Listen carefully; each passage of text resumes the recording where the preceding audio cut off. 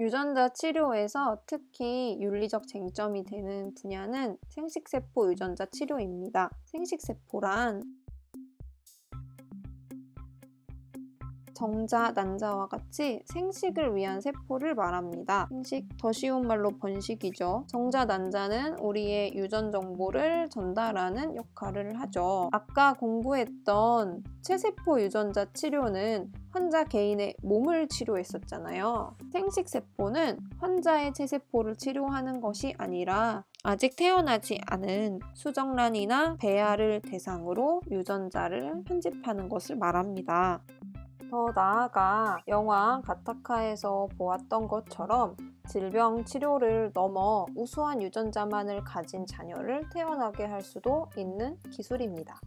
그리고 체세포 유전자 치료가 환자의 체세포에 유전 물질을 삽입하여 치료함으로써 환자 개인에게만 영향을 미쳤다면 생식세포 유전자 치료는 생식세포에 영향을 주어서 변형된 유전적 정보가 다음 세대에게 직접적으로 영향을 미치게 됩니다. 말 그대로 유전이 되는 거죠. 이 부분에서 많은 윤리적 쟁점들이 발생하게 됩니다.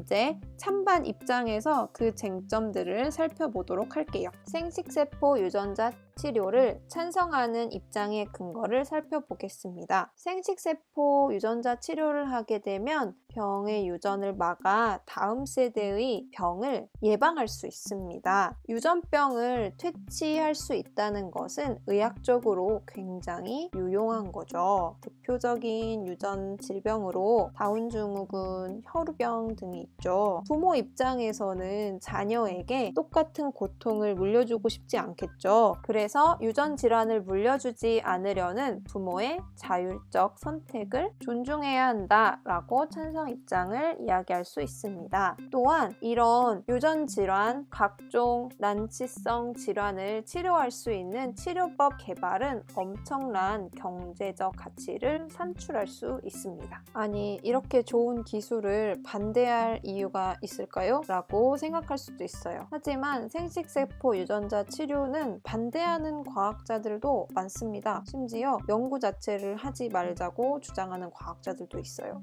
일단 반대 의견 첫 번째는 의학적으로 불확실하고 임상적으로 위험하다는 것입니다. 유전자 편집 기술의 안전성이 완전히 입증되지 않았다는 게 문제예요.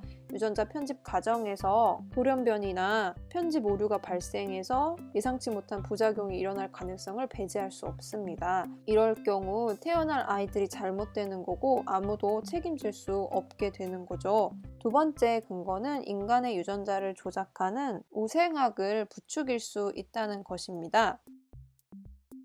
우생학이란 인류의 품종 개량을 목적으로 하는 학문입니다. 우생학은 우수한 유전자를 보존하고 발전시키기 위해서 열등한 유전자는 모두 없애야 한다는 발상에서 시작해요. 우생학 하면 떠오르는 것이 나치의 만행입니다. 나치는 유전적 결함을 지닌 자손의 예방에 관한 법률이라는 걸 만들어서 37만 명을 불임시술을 시켰고 장애인은 안락사를 시키고 자신들이 열등하다라고 여긴 유대인은 학살하는 만행을 저질렀죠. 아까 설명했듯이 생식세포 유전자 치료 기술은 유전병 치료를 넘어 우수한 유전자를 선별해서 지능 신체 능력을 향상시키는 조작도 가능해질 수 있습니다. 나치와 같은 만행을 인류가 또다시 저지를 수 있습니다.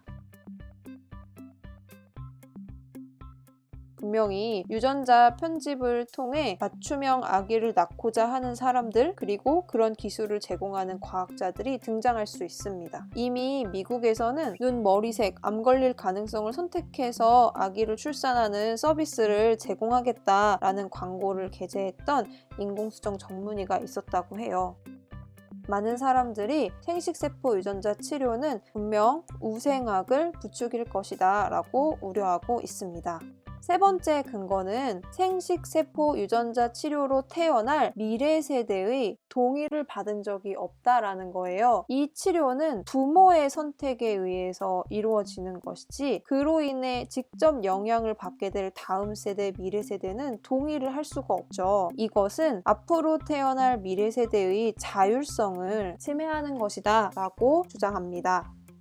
마지막으로 반대하는 근거는 유전자 치료의 비용은 굉장히 고가입니다. 이 고가의 치료비로 인해서 이런 혜택을 받을 수 있는 사람은 일부 사람이라는 거죠. 일부 경제적 능력이 있는 사람들만 유전병을 예방하고 또는 능력을 향상할 수 있는 유전자 치료를 받을 수 있다면 그것은 분배 정의에 어긋난다라는 의견입니다. 분배 정의라는 말 어려울 수도 있는데 혜택을 공정하게 분배하지 않는다라고 보는 관점인 거예요. 더 쉽게 얘기하면 사회적 불평등이 더 심화될 거라고 보는 거죠. 이제 부자들은 유전적으로 더 훌륭한 유전자를 갖게 되고 빈자들은 유전자에서조차도 가난해질 것이다 라고 보는 전망입니다. 찬성 반대의 근거를 살펴보았습니다.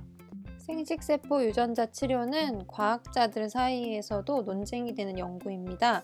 2015년 국제인간유전자 편집 정상회담에서 나온 논의를 통해서 현재 세계 과학자들이 어떻게 생각하는지 어떤 논의를 했는지를 살펴볼게요. 2015년 4월 중국에서 크리스퍼 유전자 가위 기술을 이용한 인간배아 유전자 편집 실험에 성공했다라는 논문이 발표되자 과학자들 사이에서 생식세포를 대상으로 한 유전자 연구에 대한 찬반 논쟁이 활발하게 이루어집니다. 그리고 그해 12월 우리 앞으로 어떻게 해야지? 라는 것을 모여서 회의하게 되죠. 이 분야를 평생 연구한 과학자들 사이에서도 윤리적 논쟁이 되는 거예요. 여기에서 나온 논의 중에는 아예 우리 이 생식세포 유전자 치료를 연구를 하지 않겠다라는 선언을 한 학자들도 있었고 연구해야 한다라는 입장을 가지고 있는 학자들도 있었습니다. 생존이 불가능한 배아는 체외 수정 과정에서 폐기되는 세포일 뿐이야. 그렇기 때문에 연구를 제재하면 안 돼 라는 입장이 있었고요. 그리고 유전자 편집 기술은 기초과학 분야 발달을 가져올 것이기 때문에 해야 한다 라는 입장도 있었습니다.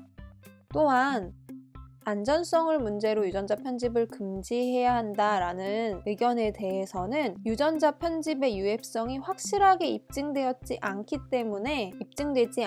때문에 금지할 수 없다라는 의견도 있었어요. 구더기 무서워서 장 못 담그냐는 말이 있잖아요. 유전자 편집의 유해성이 유전자 치료로 고치려는 질병보다 위험해야지만 연구를 금지할 사유가 된다라고 보는 거죠. 하지만 이런 의견들에도 불구하고 회담 참가자들은 생식세포나 배아를 이용한 실험에서 이를 성체로 발생시키면 안 된다. 즉 성인으로 태어나게 하면 안 된다라는 것에 합의를 합니다. 생식세포 유전자 편집 연구는 보류해야 된다는 결론을 내린 거죠. 그 이유는 우리가 아까 살펴봤던 반대 근거와 같은 맥락이에요. 생식세포 유전자 편집은 돌연변이나 교정 오류에 의한 부정확한 유전자 편집 가능성이 언제나 존재하고 다른 유전 물질 환경과의 상호작용으로 인해서 예상 밖의 유해성이 언제든지 발생할 수 있으며 유전자 편집이 개인 또는 다음 세대에 어떤 영향을 미칠지 우리는 모두 알 수 없습니다. 그리고 문제가 발생할 경우 유입된 유전자를 다시 제거하는 것도 어렵기 때문입니다. 또한 개개인이 지니고 있는 유전자의 가치에 의해서 새로운 사회적 차별이 발생할 수 있다고 보았습니다. 이렇게 이 기술이 가지고 있는 윤리적 논란에 의해서 아직은 생식세포 유전자 편집을 할 시점이 아니다라는 것에 합의한 것입니다. 기술의 안전성과 효과가 확실하게 확보되고 사회적으로 유전자 편집에 대한 어떤 넓은 동의가 이루어졌을 때 우리 다시 논의하자라고 이야기를 하고 이 회담은 끝이 납니다.